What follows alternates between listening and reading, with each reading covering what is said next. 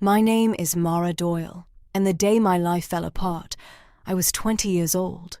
It began with a knock on the door, a sound so ordinary it was terrifying. It was not the light, friendly rap of a neighbor, nor the hurried thud of a delivery driver. It was a heavy, patient, methodical sound, the knock of someone who owned the very wood you were standing behind. I knew, even before I turned the handle, that it was Mr. Henderson, my landlord.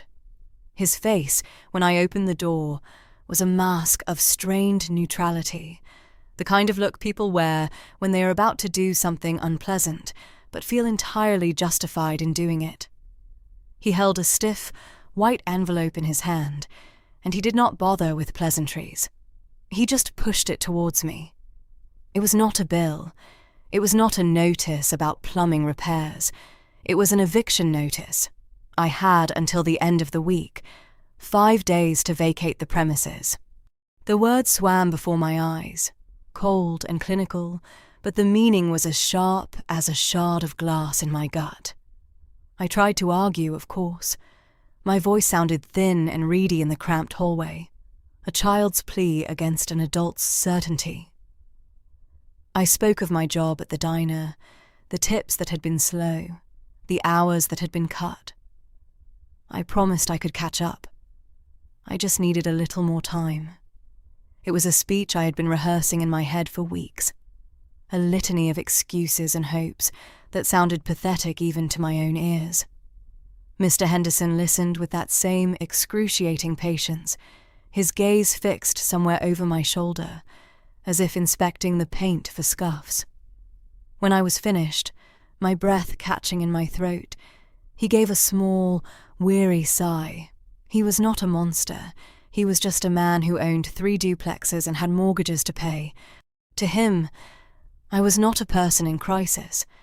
I was a line item in a ledger that had fallen into the red. He told me he was sorry, but that he had given me all the time he could. The decision was final. He then turned and walked down the steps, his shoes making solid, decisive sounds on the concrete, each footfall a nail in the coffin of the life I had tried to build. I stood there in the open doorway, the crisp envelope feeling impossibly heavy in my hand, and watched him go. The world kept moving. A car drove past. Somewhere a dog barked, but my own small universe had just ground to a halt. The inside of my apartment suddenly felt alien. It was no longer my home, my sanctuary. It was just a box of borrowed space with a ticking clock attached. Every object seemed to mock me. The worn armchair I had found on the curb and triumphantly dragged up 3 flights of stairs. The mismatched plates I had collected from thrift stores. The single thriving succulent on the windowsill that I had been so proud of keeping alive. They were not possessions anymore. They were just things. Things I would have to pack, or sell, or abandon. The 4 walls, which had once felt cozy, now felt like they were closing in, squeezing the very air from my lungs. I sank onto the floor, the eviction notice crinkling in my fist. Panic, cold and sharp, began to crawl up my spine. I had no one to call. My parents were a galaxy away, lost in their own orbits of new spouses and new lives, our connections frayed by years of distance and polite, infrequent phone calls. My friends were all students like me, juggling their own precarious finances, living 4 to a room. They had couches, but not solutions. They had sympathy, but not space. I was an island, and the tide was coming in faster than I could have ever imagined. For an hour, I just sat there paralyzed by the sheer, crushing weight of my own failure. The silence in the room was deafening, broken only by the hum of the ancient refrigerator. I traced the patterns in the cheap linoleum with my finger, my mind a frantic, useless whirlwind. Shelter, food, money. The 3 pillars of existence, and all of them were crumbling. I thought of homeless shelters, the grim, anonymous buildings I passed on the bus, and a wave of primal fear washed over me. The thought was unbearable. It was in that moment of absolute, bottomless despair, when the floor felt like it was about to give way and drop me into nothingness, that a memory surfaced. It was not a happy memory, not exactly. It was old and weathered, like a piece of driftwood washed up on the shore of my mind. A place, a shack. A tiny, forgotten structure on a remote island off the coast. A place my family had visited for a few summers when I was a child, back when we were still a single, cohesive unit. It was my grandfather's place, a ramshackle cabin he had called his hermitage. I had not thought of it in years.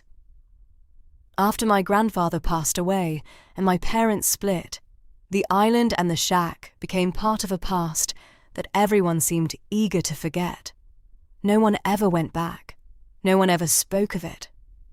As far as I knew, it was still there, owned by the fractured entity that was our family, which meant it was owned by no one at all.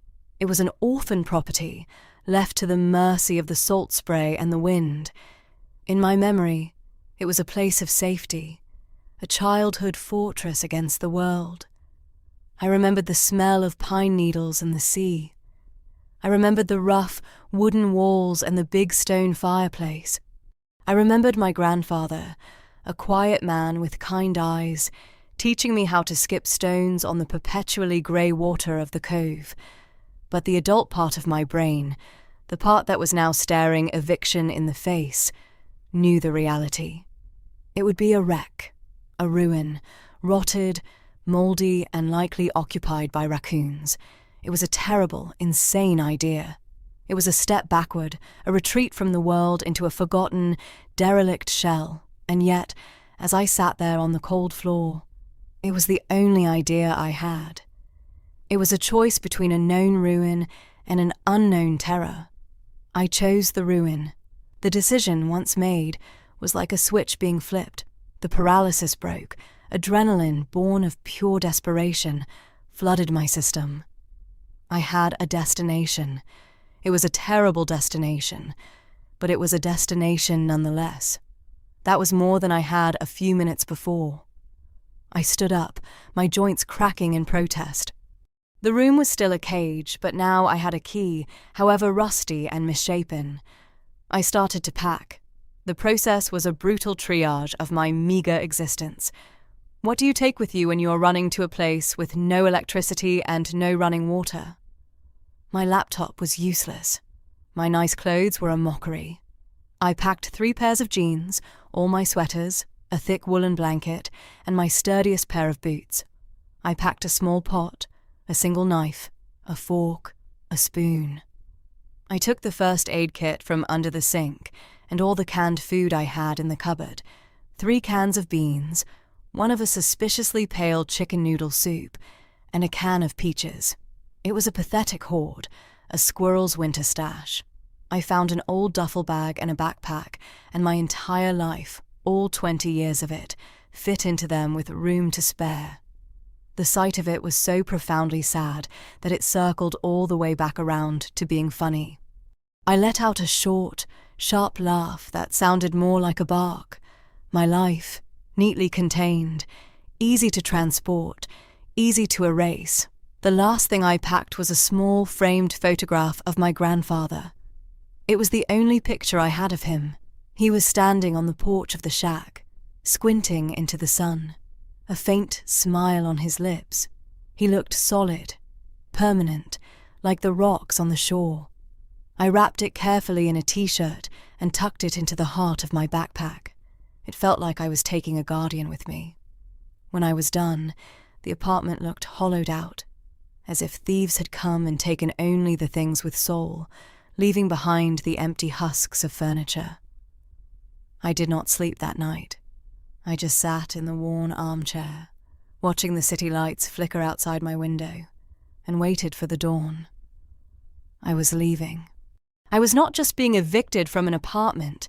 I was being evicted from the life I was supposed to be living, the life of a normal 20-year-old. I was running away to a ghost of a place, a memory from a childhood that felt like it belonged to someone else entirely. I did not know if I was running towards a solution or just a slower, more scenic kind of collapse. The bus ride to the coast was a long, rumbling journey through a landscape that seemed to mirror my own internal state. Grey skies pressed down on grey towns. The world outside the smudged window was a watercolour painting left out in the rain. I kept my head down, my backpack clutched on my lap like a life raft. I felt like a fugitive, though I had committed no crime other than the sin of being poor. At the coastal town of Port Blossom, the air changed. It was sharp and cold and tasted of salt and diesel. The town was little more than a single street of weathered storefronts leading to a ferry terminal. It was a place that existed only as a gateway to other places. The ferry to Seal Rock Island, the island where the shack was, ran only twice a day. I had just missed the morning departure. I had 4 hours to wait. I bought a cup of coffee with the last of my cash and sat on a cold metal bench, watching the gulls wheel and cry over the slate-grey water. The ferry, when it finally arrived, was a squat, graceless vessel named the Sea Serpent. It looked tired, its white paint chipped and stained with rust. The ferryman was an old man with a face like a weathered map and hands as gnarled as oak roots. His name was Silas. He took my ticket without looking at me, his eyes on the duffel bag at my feet. Not many folks head out to Seal Rock this time of year. He grunted, his voice a low rumble. Nothing out there but wind and memories. I just nodded, not trusting my voice. You look familiar, he said, squinting at me now. You got the Doyle eyes. You one of Frank's kin? Frank. He meant my grandfather. No one had called him Frank in my presence for a decade. It was always Grandpa or your grandfather. Hearing his name spoken by a stranger was like hearing a song I had forgotten I knew. He was my grandfather, I said, and my voice was steadier than I expected. Silas nodded slowly, a flicker of recognition in his eyes. Thought so. Frank Doyle. Haven't seen him in, well, a long time. He loved that blasted rock. Used to say it was the only place a man could hear himself think. He gestured for me to board. Well, the rock's still there, quieter than ever. I was the only passenger. I stood at the railing as the Sea Serpent pulled away from the mainland, its engine churning the water into a muddy froth. Port Blossom shrank behind us, becoming a toy town, then a smudge, then nothing. We were alone, surrounded by the vast, indifferent expanse of the ocean. The sea was choppy, and a cold spray misted my face. After about an hour, a dark line appeared on the horizon. Seal Rock Island. As we got closer, it resolved into a jagged mass of dark rock and windswept trees, rising from the sea like the back of some ancient, sleeping beast. It looked wilder, more formidable than the gentle island of my childhood memories. The ferry did not so much dock as nudge its way into a small, protected cove where a rickety wooden pier jutted out from the shore. Silas expertly tied the boat off. "This is it," he said. "Last ferry back is at 5. Don't miss it unless you plan on staying." I just looked at him. He held my gaze for a moment, and his expression softened. "Your granddad was a good man, resourceful. You got his blood. You'll be all right." It was the kindest thing anyone had said to me in weeks. I shouldered my bags, mumbled a thank you, and stepped onto the pier. The wood groaned under my weight. With a final, mournful blast of its horn, the Sea Serpent pulled away, leaving me alone on the island. The sound of its engine faded, replaced by the cry of gulls and the relentless shushing of the waves against the shore. The silence that followed was absolute. It was the sound of true isolation. The path from the pier to the shack was barely there. a faint suggestion of a trail overgrown with weeds and thorny bushes. I had to push my way through, branches scratching at my jacket. The air was thick with the smell of damp earth, decaying leaves, and the ever-present salt. It was a half-mile walk, but with the weight of my bags and the uneven terrain, it felt like 10. I remembered it as a cheerful little path. Now it felt like a gauntlet. Finally, through a break in the trees, I saw it, the shack, and my heart, which had been buoyed by a fragile sliver of hope, sank like a stone. It was so much worse than I had imagined. The word shack was generous. It was a carcass. The porch roof sagged at a drunken angle, held up by little more than memory. The front door hung from a single rusted hinge, permanently ajar. Several windows were shattered, dark eyes in a weathered grey face. The cedar shingles were peeling away, and the whole structure seemed to be leaning, as if exhausted from its long, losing battle with gravity and the elements.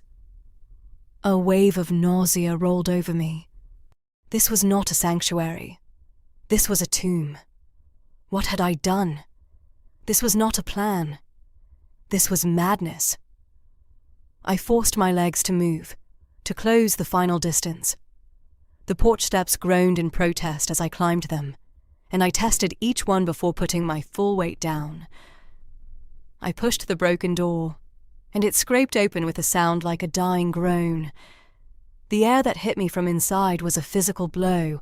It was a thick, gagging cocktail of mold, mildew, dust, and the unmistakable acrid stench of animal droppings. My eyes adjusted to the gloom. The interior was a scene of total dereliction. A thick layer of dust and grime covered everything. Leaves and dirt had blown in through the broken windows, carpeting the floor. In one corner, a pile of debris marked a collapsed section of the ceiling, exposing the raw lathes above. A small, desiccated animal skeleton lay near the hearth. A squirrel, maybe. It was a vision of utter and complete abandonment. I dropped my bags to the floor, raising a cloud of dust that danced in the thin shafts of light piercing the gloom. The fireplace I remembered as a source of warmth and cheer was a black, gaping maw filled with cobwebs and soot. The small kitchen area was a disaster. Cupboard doors hanging open, shelves thick with grime and mouse droppings. I stood in the middle of it all, the silence pressing in on me, and I felt the last of my resolve crumble. This was not a fixer-upper. This was a tear-down, and I had nothing to tear it down with, and nothing to build in its place. Silas's words echoed in my head. "You'll be all right." He was wrong. I was not all right. I was a fool. I sank onto the dusty floor, pulling my knees to my chest, and for the first time since Mr. Henderson had knocked on my door, I cried. It was not a quiet, dignified cry. It was a storm of ragged, hopeless sobs that tore through me, shaking my whole body. I wept for my lost apartment, for my failed life, for the memory of the grandfather I barely knew. I wept because I was 20 years old and utterly, terrifyingly alone in a rotting shack on a deserted island with 3 cans of beans and no future. The sound of my own grief was swallowed by the vast, uncaring silence of the house. I cried until my throat was raw and my eyes were swollen, until there was nothing left inside me but a hollow, aching emptiness. I do not know how long I sat there. Time seemed to have stopped. The light coming through the broken windows shifted, turning from grey to a deeper, more melancholy shade of twilight. I was cold, a deep, bone-chilling cold that had nothing to do with the temperature. This was it. I could just sit here. I could just stop. Let the cold and the hunger and the despair take me. It would be so easy. But then something shifted. Maybe it was the sheer, stubborn refusal of my body to give up. Maybe it was the image of my grandfather's face. his quiet, steady smile. Or maybe it was just a flicker of anger, a tiny, rebellious spark in the ashes of my hope. I would not let this be the end. I would not die in this dusty, forgotten place. I would not give the world the satisfaction. I got to my feet, my body stiff and sore. The tears had cleared something out of me. The panic was gone, replaced by a cold, clear sense of purpose. I was still in a desperate situation, but it was a problem to be solved, not a fate to be endured.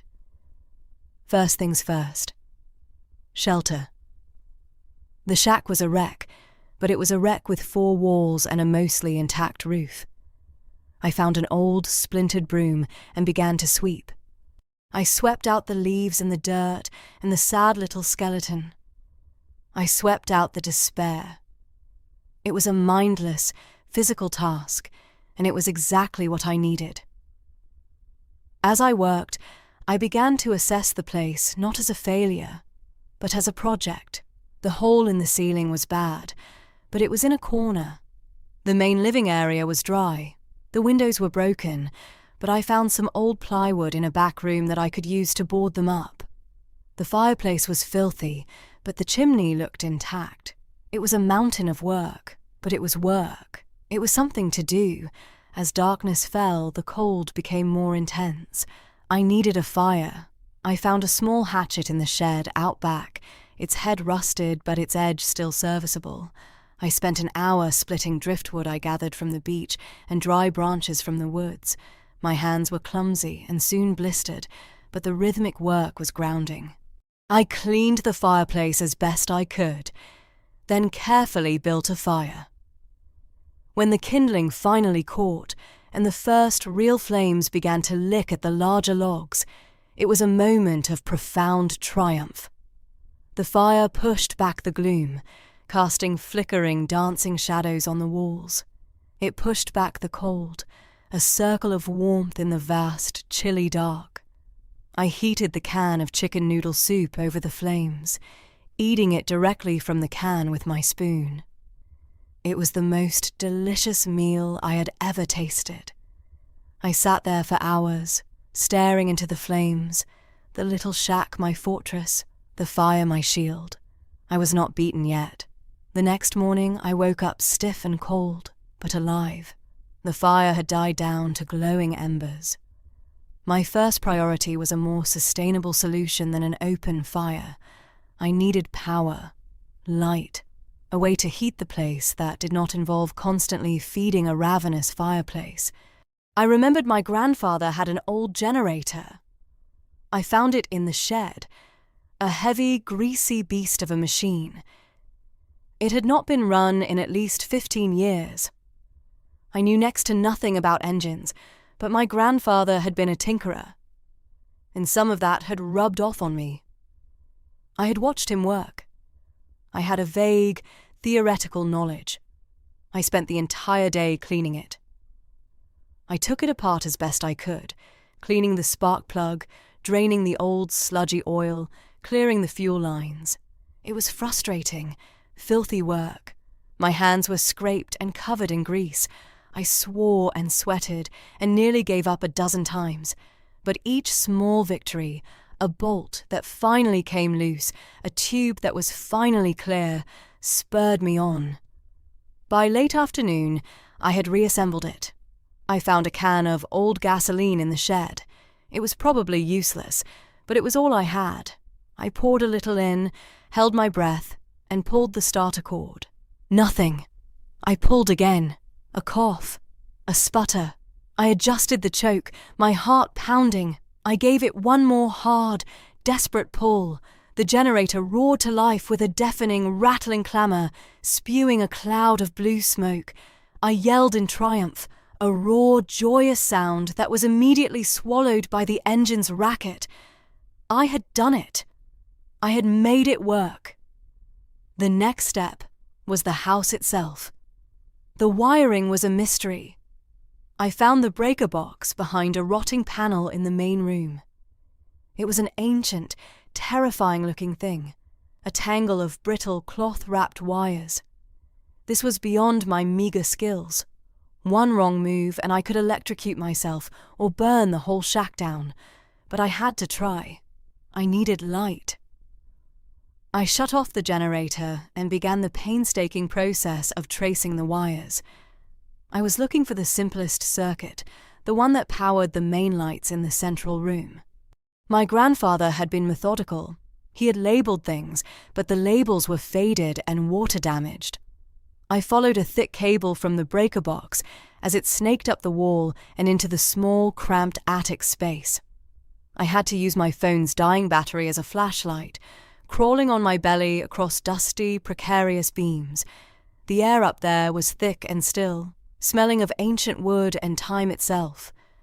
The cable led to a junction box in a far corner, tucked away behind a stack of old, mildewed canvases. I pushed them aside, and that is when I saw it. It was not part of the electrical system. It was something else entirely. It was a large, heavy box made of dark wood and brass, covered in a thick blanket of dust. It had dials and knobs and a large, mesh-covered speaker. It was an old shortwave radio. My grandfather's radio. I remembered it instantly. It had been his pride and joy. He would spend hours in the evening sitting in front of it, a pair of bulky headphones on, turning the large dial with a slow, deliberate patience. He said he was listening to the world, to ships at sea, to pilots in the sky, to voices from countries I had only seen on maps. To me, as a child, it had been a magical box that pulled voices from the air. I had forgotten it even existed. It was clear no one had touched it in decades. A thick spiderweb was spun from the main tuning dial to the casing. I ran my hand over the dusty surface, a strange sense of reverence washing over me. This was a part of him, a piece of his quiet, solitary life on this island. But my mission was the wiring. The junction box I was looking for was right behind the radio. I had to move it. It was heavier than it looked. I braced myself and slid it carefully out of the way. I found the box, checked the connections. They looked surprisingly clean, and then crawled back out of the attic. My phone was dead now. The sun was setting. It was now or never. I went back outside, took a deep breath, and started the generator again. The engine roared, and the shed vibrated around me. I let it run for a minute to stabilize, then walked back into the darkening shack. I stood before the breaker box, my heart hammering against my ribs. I flipped the main breaker, then the one I believed controlled the lights. For a second, nothing happened. Then a single bare bulb hanging from the ceiling flickered, sputtered, and then cast a weak but steady yellow glow across the room. I laughed, a real, genuine laugh of relief and victory. I had light. I had conquered the darkness. I stood there for a moment, basking in the glow, feeling like a goddess who had just created a small, dusty sun. And then I heard it. It was a sound that did not belong. Over the loud chugging of the generator outside, there was another noise, a crackle, a hiss. It was coming from the attic. My blood ran cold. My first thought was that I had messed up the wiring, that something was shorting out, about to burst into flames. I scrambled up the attic ladder, my heart in my throat. The sound was louder up there. It was static. It was coming from the corner where I had moved the radio. I crawled over, my eyes wide in the gloom. The radio was on. A small green light glowed on its face, a light I had not seen before. The dial was lit from within, but that was impossible. It was not plugged into anything. I had checked. It was a self-contained unit, but its own internal batteries would have been dead for 15 years. It made no sense, and it had not just turned on, it was broadcasting. Through the hiss and crackle of static, a voice emerged. It was faint at first, then clearer, as if a signal was locking in. It was a man's voice, calm, measured, and deeply, achingly familiar. It was my grandfather. He was speaking in a clear, unhurried tone, like a pilot reading a checklist. The voice was not live, it was a recording, and it was on a loop. It said the same thing, over and over again. North, 33 degrees, 7 minutes. West, 117 degrees, 42 minutes. Whisperwind Cove, for my Mara, when you need it most. Then a pause, a crackle, and it would begin again. North, 33 degrees, 7 minutes. West, 117 degrees, 42 minutes. Whisperwind Cove, for my Mara, when you need it most. I knelt there in the dusty attic, frozen, listening to my dead grandfather's voice speak to me from a machine that should not have been working. It was impossible. It was a miracle. Or I was losing my mind. The generator. The generator must have done it. The radio must have been hardwired into the house's system, a secret connection I had not seen, and the sudden surge of power from the generator had activated a hidden timer, a pre-recorded message set to play. My grandfather, the tinkerer. He had planned this. He had set this up, a message in a bottle thrown into the ocean of time, waiting for the one person who might have the need and the grit to come back to this forgotten place and turn the lights back on, for my Mara, when you need it most. And I needed it now. Oh, I needed it now. My hands were shaking so hard I could barely write. I scrambled back down the ladder, found a pencil and a scrap of paper, and wrote down the coordinates, listening to the looped message to be sure. Whisperwind Cove. I knew that place. It was a small, secluded beach on the northern tip of the island, a place we had rarely visited because the winds were too strong. I grabbed the old, rusted hatchet and the one sturdy shovel I had found in the shed. I did not know what I was looking for, but my grandfather had sent me and I was going to go. I left the single bulb burning in the shack, a beacon in the wilderness, and plunged into the darkness. The moon was a sliver, providing little light. The generator's roar faded behind me as I followed the path, my way lit only by the memory of the trail and a rising, frantic hope. The walk to Whisperwind Cove was eerie. The wind howled through the trees, making the branches scrape and groan like living things. Every shadow seemed to move. But I was not afraid. The voice of my grandfather was a talisman against the dark. It took me nearly an hour to reach the cove. It was a crescent of pale sand, flanked by dark, jagged rocks. The wind was relentless here, whipping sand into my face. I stood at the edge of the beach, the coordinates clutched in my hand. But how to find the spot? The numbers were useless without a map and a compass. I had neither. Despair threatened to return. Had I come all this way for nothing? Was this another cruel joke? Think, Mara, think, I whispered to myself. My grandfather was methodical. He was a sailor. He knew the land, the sea, the sky. He would not have left a clue that was impossible to solve. I looked around the cove, searching for anything, any landmark. The rocks on either side were just rocks. The tree line was just trees. Then I looked up.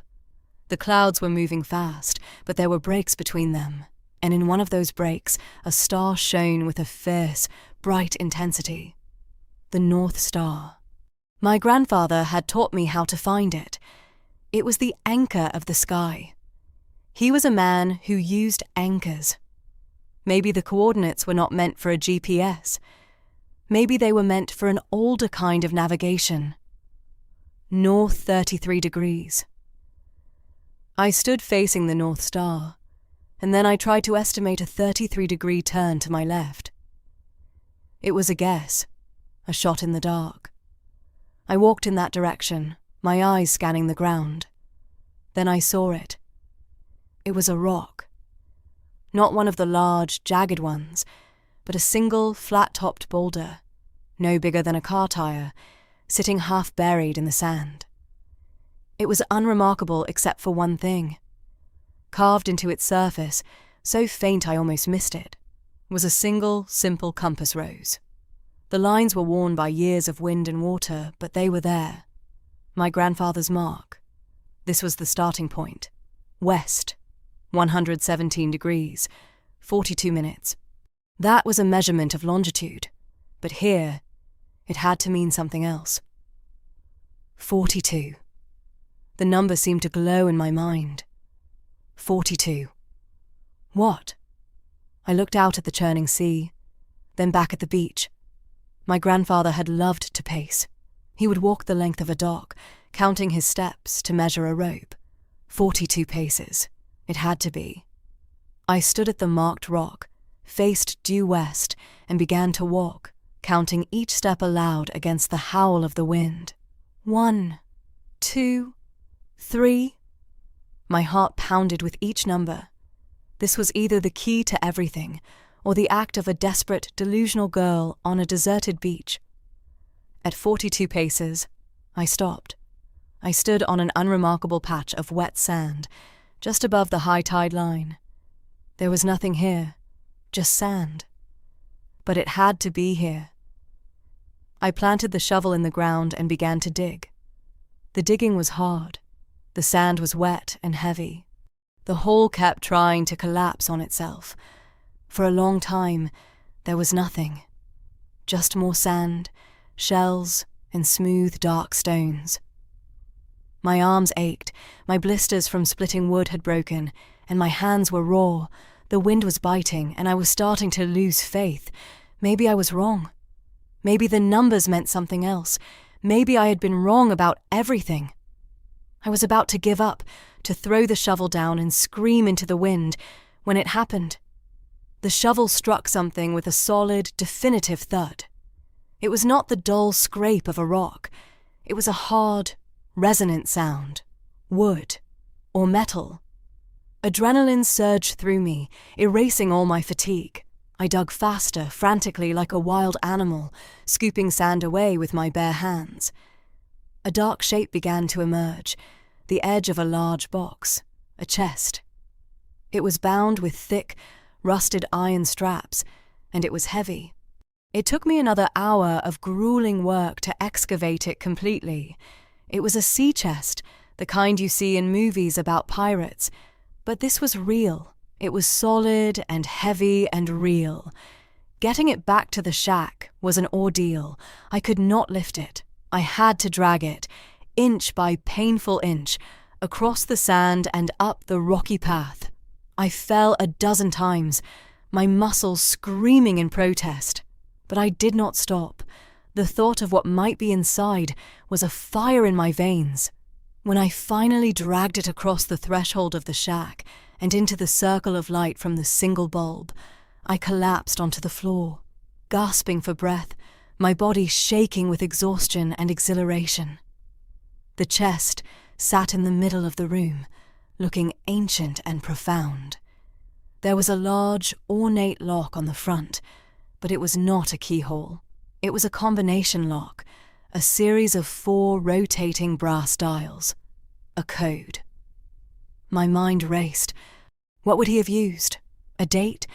I tried his birthday. Nothing. His year of death. Nothing. Then I thought about the message, for my Mara. I looked at the dials. They were numbers, 0 through 9. I thought of my own birthday. I carefully, with trembling fingers, dialed in the numbers, month and day. I pulled on the latch. It did not move. I slumped. Of course it was not that simple, but what then? I stared at the lock, my mind a blank. Then my eyes fell on the photograph of my grandfather, which I had placed on the mantelpiece.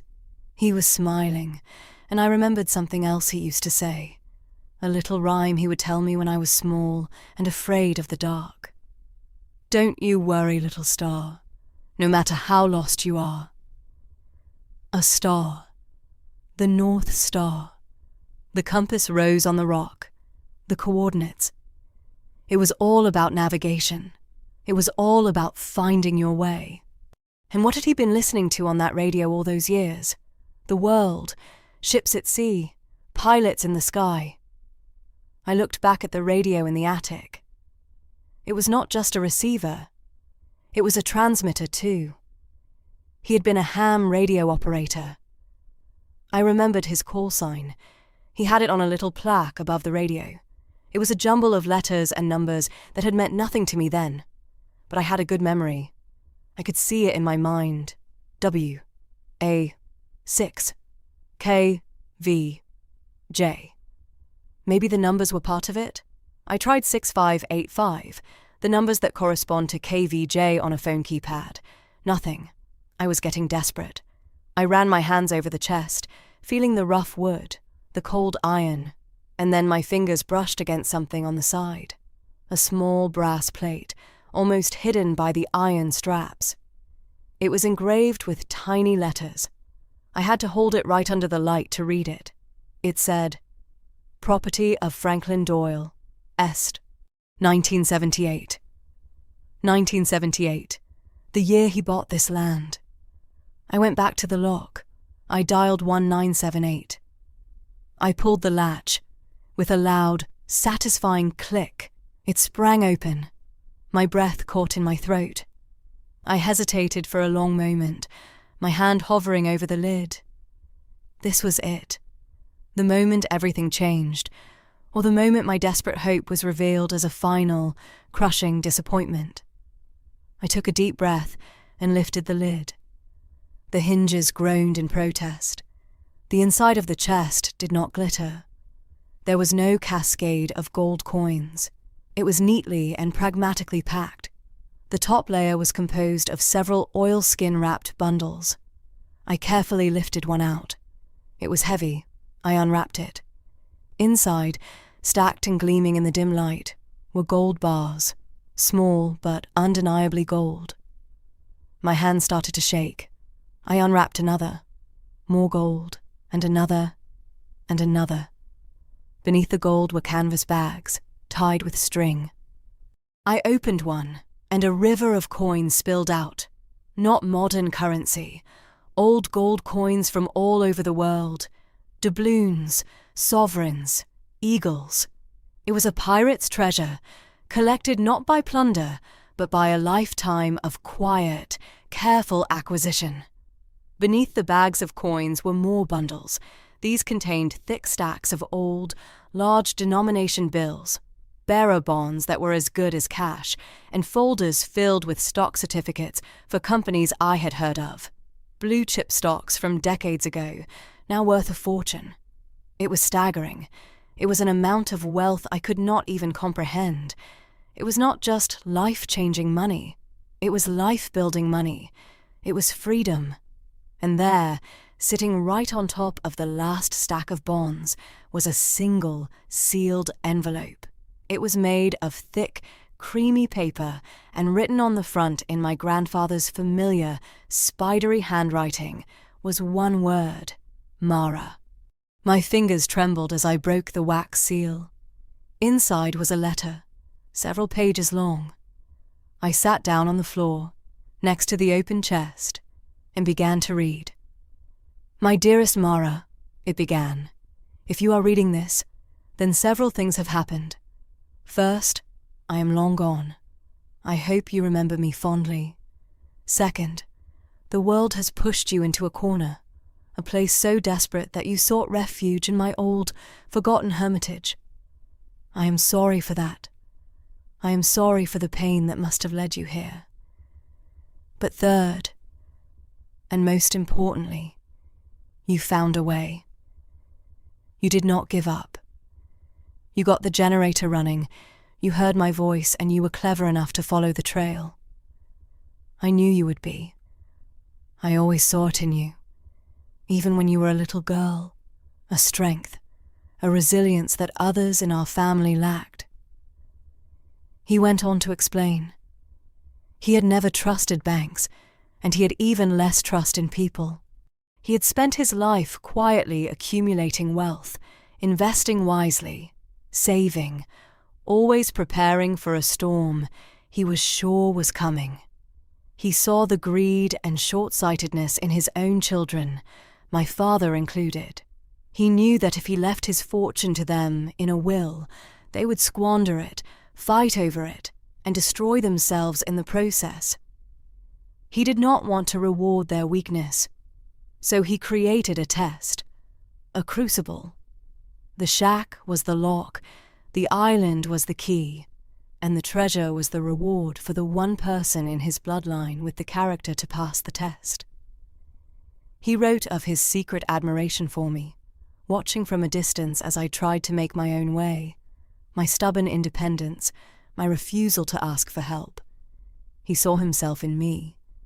The letter was a confession, a final testament, and a gift. "This is not a handout, Mara," he wrote on the final page. "It is a foundation. The world is a hard place, and it will try to break you. Do not let it. Use this to build a life of your own design, a life of purpose and independence. Be smart, be careful, but most of all, be free. The shack is yours. The island is yours. This treasure is yours. It was always meant for you. With all my love, your grandfather, Frank." I finished the letter, the pages blurred by a new wave of tears. But these were not tears of despair. They were tears of gratitude, of release, of a profound, earth-shattering love for a man I had only barely known, but who had, it turned out, known me completely. I sat there for a long time in the quiet, dusty shack, the single bulb humming overhead, the immense, impossible weight of my grandfather's legacy at my feet. The rotting shack was no longer a symbol of my failure. It was the site of my salvation. The wind howled outside, but it no longer sounded lonely or menacing.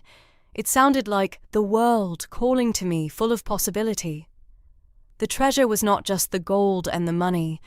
The real treasure was the knowledge that someone had believed in me, someone had seen me, and he had built me a lifeboat, stocked it with everything I would ever need, and left a light on in the storm to guide me home.